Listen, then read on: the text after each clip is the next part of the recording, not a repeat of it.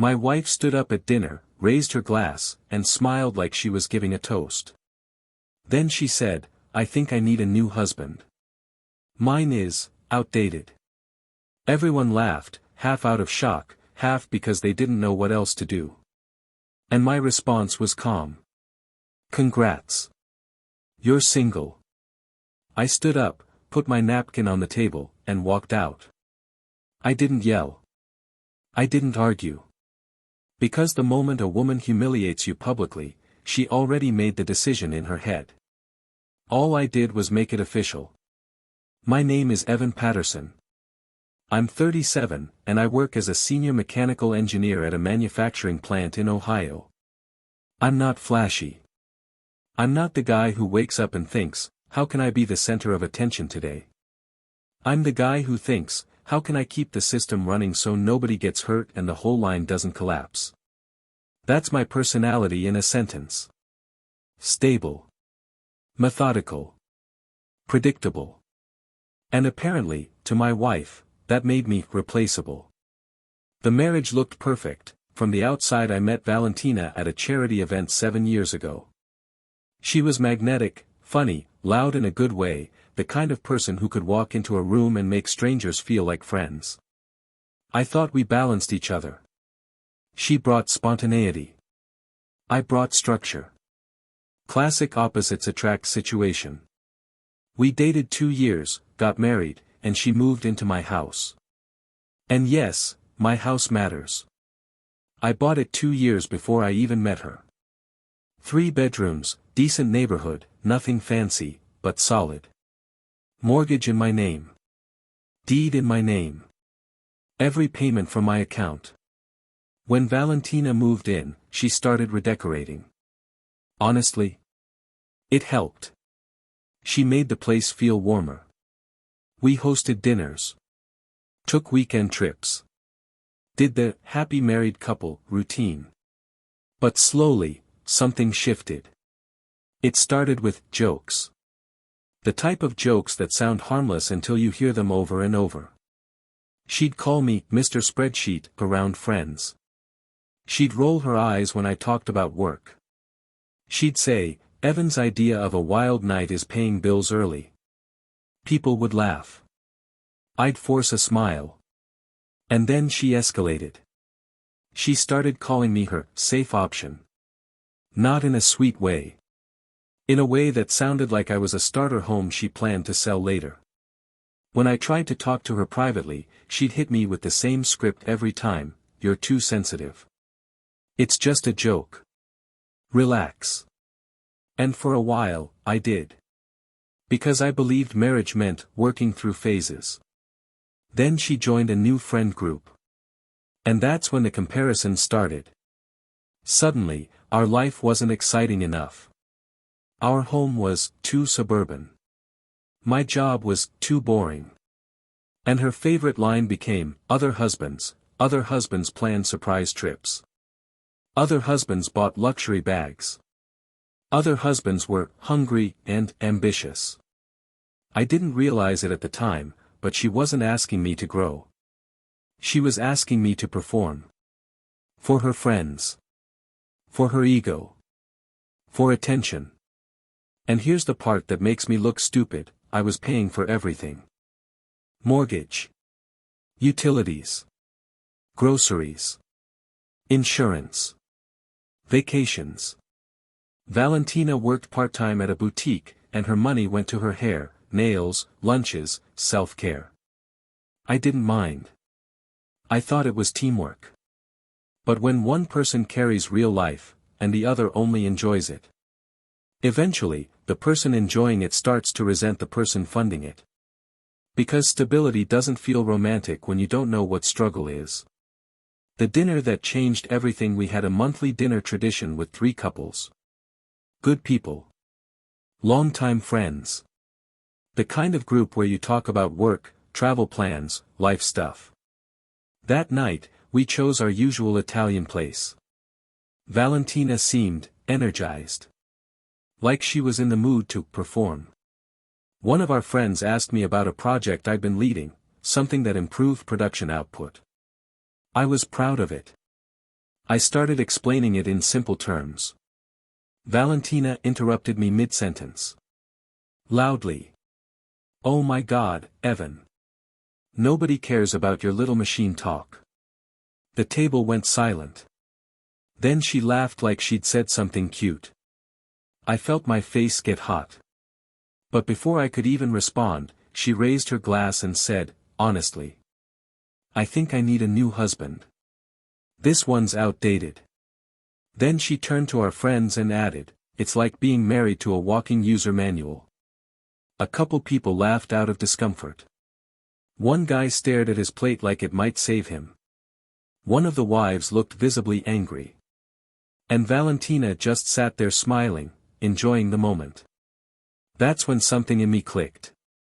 Not rage. Not sadness. Just clarity. The same kind of calm clarity you get when you finally diagnose a problem in a machine that's been failing for months. I didn't argue. I didn't beg. I didn't try to prove I was worthy. I just stood up, folded my napkin, set it down, and said, "Congrats. You're single." Valentina blinked, confused. "Babe, wait, sit down." I was kidding. I looked at her and said something I'd never said before, "You weren't kidding. You were testing how much disrespect I'd accept." Then I walked out. I left my wedding ring on the table next to the receipt. And I drove home in silence. I didn't go home to fight. I went home to prepare. When I walked into my house, I didn't scream. I didn't throw things. I grabbed what mattered, my passport. My social security card. The deed to the house. Tax returns. Bank documents. My laptop. And I packed a bag. Because that's the moment I understood something. Valentina wasn't going to take responsibility. She was going to take revenge. People like her don't process consequences like normal adults. They process them like an insult. So I left.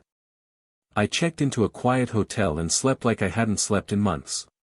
The next morning, I called a friend of mine from the golf club, Nick, a divorce attorney. I told him everything. He listened and asked one question, "Are you done?" And I said, "I've never been more sure of anything in my life." Nick let out a breath and said, "Okay.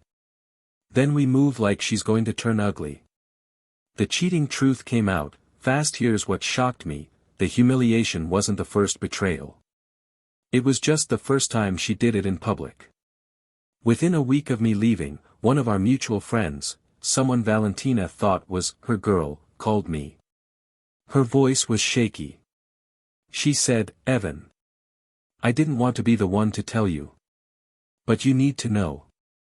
Then she said the words that turned my stomach cold, "Valentina's been seeing someone from her book club. For a while." I didn't speak. I didn't even breathe right. She continued, "She's been bragging about it. Like it's some kind of flex. She says you're stable, but he's exciting." That night at dinner wasn't just disrespect. It was her trying to rewrite the story, so when the marriage ended, she could tell people, "Oh, we grew apart." No. She wanted a clean exit without being the villain. But now I understood the real reason she'd been so bold. She didn't think I would leave. She thought I was trained to tolerate. She tried to sabotage me. She sabotaged herself. Nick filed the divorce papers quickly. And when Valentina got served, she didn't call to apologize. She called to threaten. Her first move was freezing one of my accounts by calling the bank and claiming fraud and mental instability. My card got declined at a gas station like I was some irresponsible teenager. I spent 3 hours at the bank clearing it up. The branch manager looked at the situation and said quietly, "Sir, this is harassment." Nick loved that. Because every time she tried to punish me, she created documentation. Then she changed the locks on my house. My house. The one she had never owned. I showed up to grab some things and my key didn't work. Nick told me, "Don't touch that door again. We do this the legal way." 2 hours later, police officers met me there. Valentina opened the door in sweatpants, eyes red, acting like she was the victim.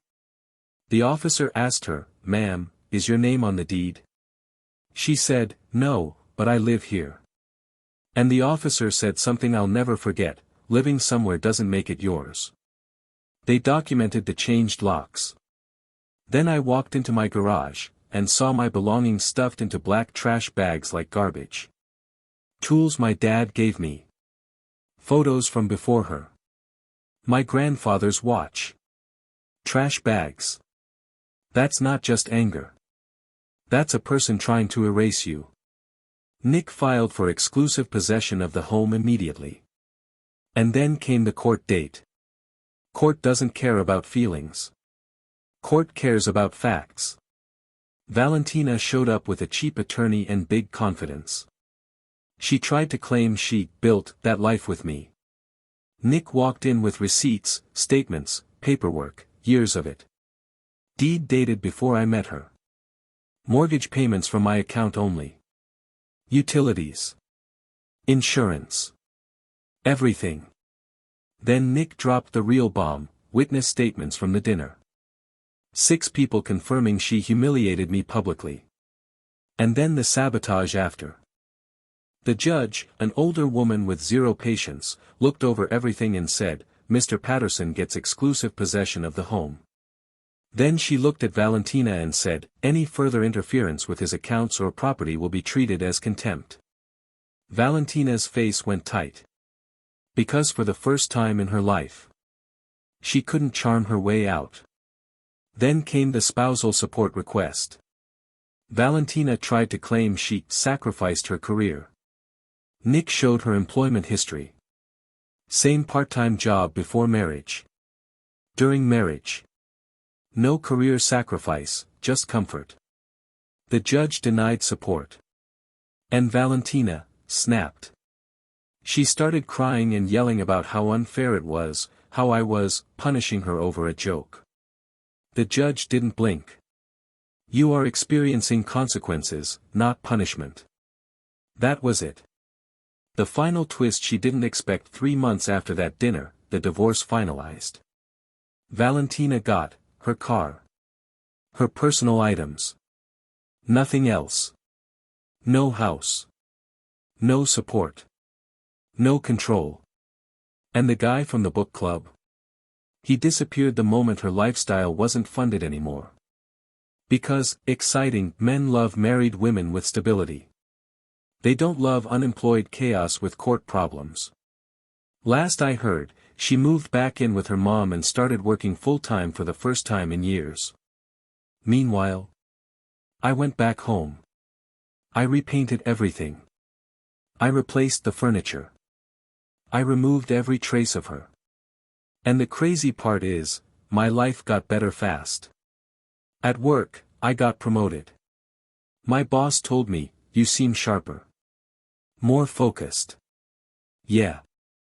Turns out when you remove someone who drains you, you stop walking around half alive. A few months later, I met someone new, at a bookstore of all places. Her name was Claire. Calm. Respectful. Stable.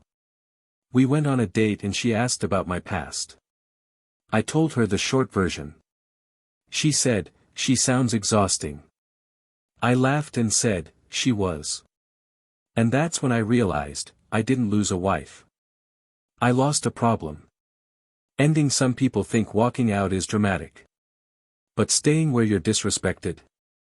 That's the real tragedy. Valentina announced she needed a new husband because hers was broken. And I gave her exactly what she asked for. A new life. Without me. So here's my question for you, if your spouse humiliated you like that in public, would you walk out too? Or would you try to talk it out and pretend it was just a joke? Tell me in the comments, and follow real life stories for more.